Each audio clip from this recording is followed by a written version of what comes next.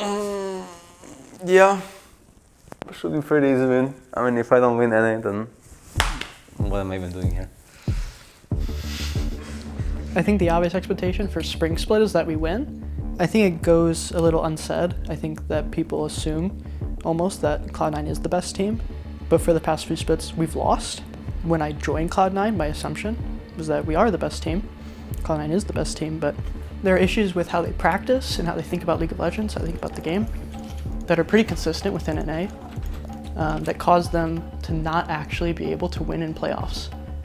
So joining Cloud9, this is my goal, this is my expectation, is that we can change how we practice and change it to be more efficient so that we can actually win.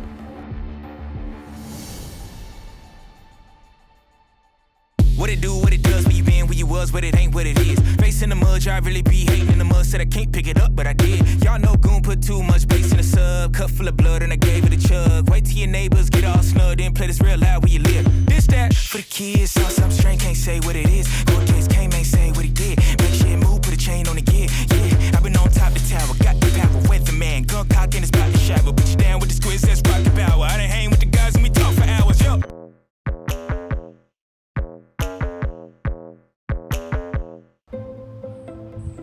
Days here can be quite exhausting in C9, at least for right now for adjusting to it, right? I think I'm getting better at adjusting, but yeah, we wake up at 9:30 and we have a personal trainer coming over and we are working out all together. We have a team workout, which is quite nice actually. It's pretty cool to see everyone wake up early and do some activity together.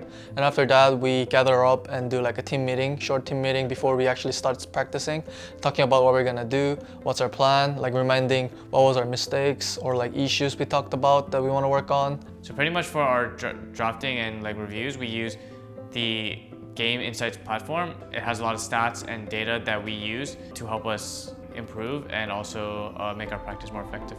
We have a program, we have a C9 Power BI dashboard that actually tracks like the accounts and the games we played against specific teams and scrims, and we can easily see what champions they have played against us and against other opponents, and it's all in one place, so it's quite convenient. We're tracking things like players solo queue, not just our players, but our opponent players. We can track things like how many hours they play a day, how their progress is, when do they play, what champions, what their win rates are. I mean, sure, this is all online, but we have our own version of it, and we can model it to target specific things that we are more keen to look towards.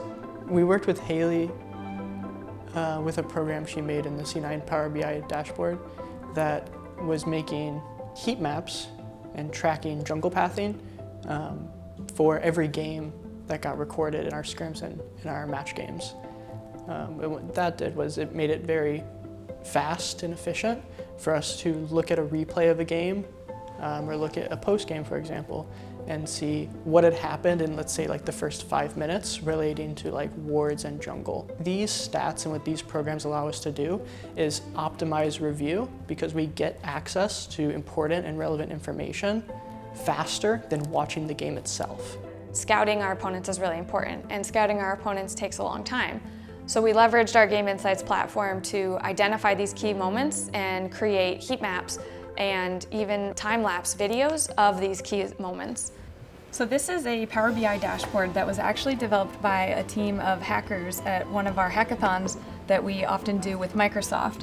And they used Power BI, a visualization tool, to pull in jungle positional data that was created from our Game Insights platform, and then plotted it visually using heat maps to see where do junglers often start on red side versus blue side.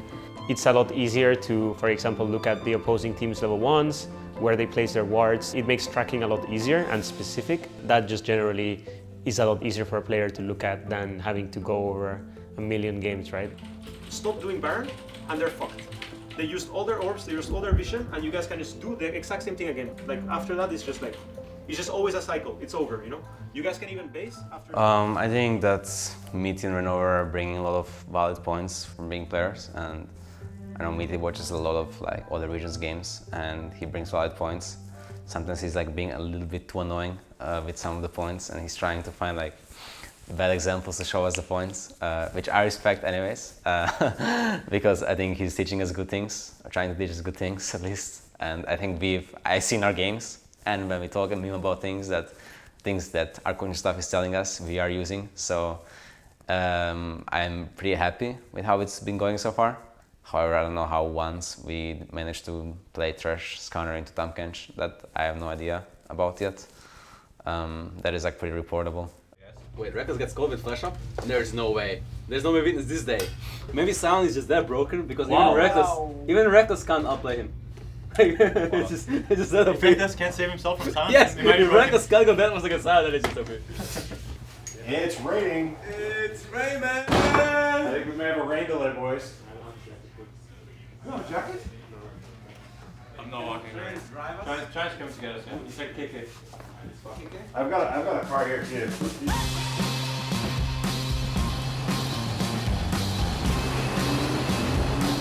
Regular season's been pretty good, pretty chill actually. I mean, we were winning a lot, and Bobby had like a very good games. He was very comfortable on the style of jungling at the time. Hook shot. Huni not going to burn the cooldown just yet. Here comes the bear. Can he get in the way? The flash is going to block it. That was beautiful by Blabber, and he does it again. Good trade here onto him nice and early. Seismic shove, forcing the flash. He don't need any mana to win out in fights like this. Xerxes going back in with the Eve, and Blabber takes first blood. Yeah, I think I was playing extremely well during the first couple of weeks. I was having a lot of individual outplays, and I was making a lot of plays on the map. Here from Blabber now. That's going to force the flash. Saluga now with a gold card ready to go, but the first blood is on the table. Smite is there. Dardoch, though, he's going to go down. It's Blabber that gets a flash order for the first blood. Saligo chasing out Perks and just barely going to miss out flash. But no, he's not in range. Something cool I learned from Lock-In is that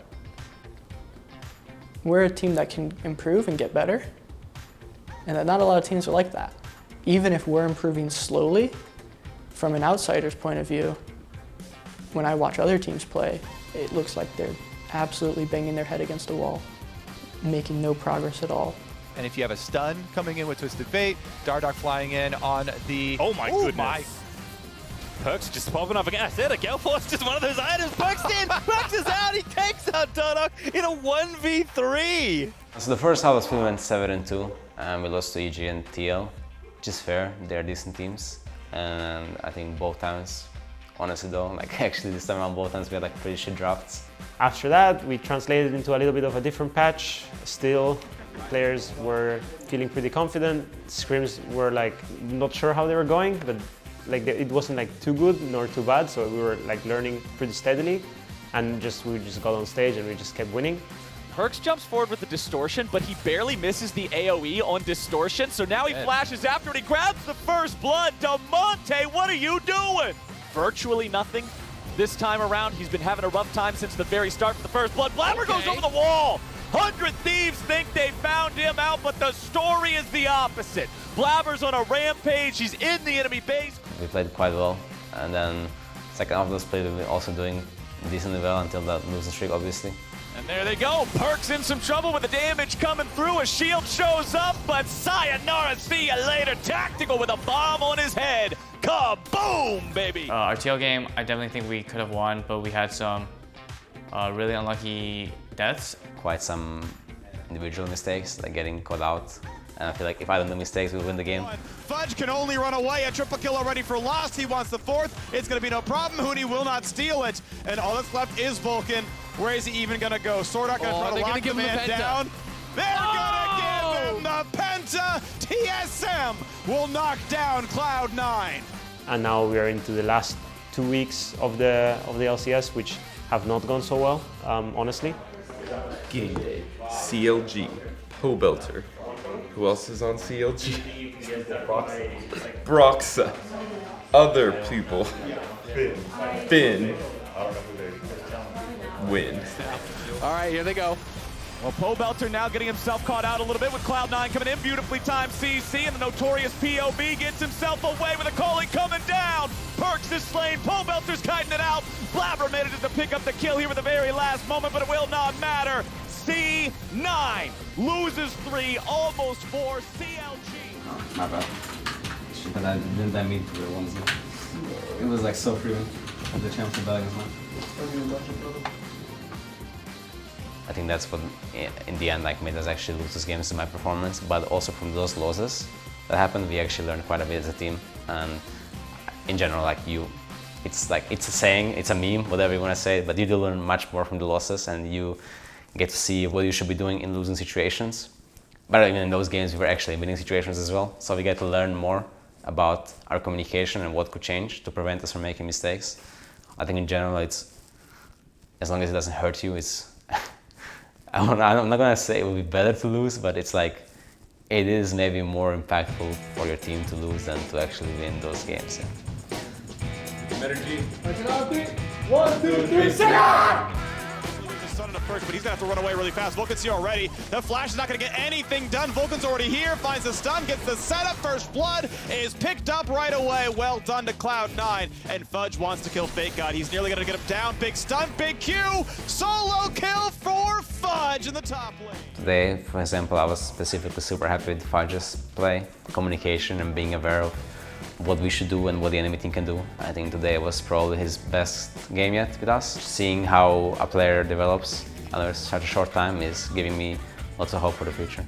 Fudge is so much undeniably a better player than he was 5 weeks ago. And really, he's a better player than like people have seen in LCS. Nice! Finally that was game, man. It took me so long, man. Like, wow, since week 1, by the way, since week 1 I didn't have a that was game. Week fucking 1. Close game. Finally won. We're on a losing streak, dragon losing streak.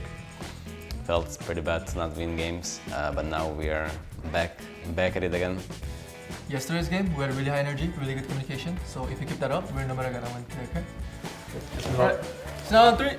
1, 2, 3, But Zerk's taking to pop the ulti revenge, also trying to distract him, the dragon. That's what they want, but Blabber this time is gonna get them the soul. But Razor's still alive, but that roll combo into the Orianna shockwave is gonna give Cloud9 the fight. It's an ace, it's a dub, and it's first place for Cloud9. Right. Woo! First place, guys. Look up. Nice. You have to thank the games. Over here, like, alright, we gotta bring stacks, we gotta get the draft stuff ready. Like. I'm quite excited myself to play best of fives. I do like them much more than best of ones. I think you can truly show the prowess of the team in the best of fives, so I hope that we can show off our true level. I'm just very excited to play best of fives again, honestly. It doesn't really matter against what team. There's a losers bracket too, so I think there's just going to be a lot of learning and a lot of grinding and a lot of adaptation along the playoffs, because it's going to be the same patch, different opponents, best of fives. It's going to be a great fun. I think we're much more comfortable in a best of 5 environment. I think we're the most diverse LCS team. I think we're the most exceptional LCS team in what we can draft. The amount of variation that we can have in draft, I think, is the largest of any LCS team. So I think in a best of 5 set that we're actually the hardest LCS team to play against. So Banger versus who? 100 you. It's not gonna be a banger, it's gonna be a manslaughter. So fucking back. Fucking back.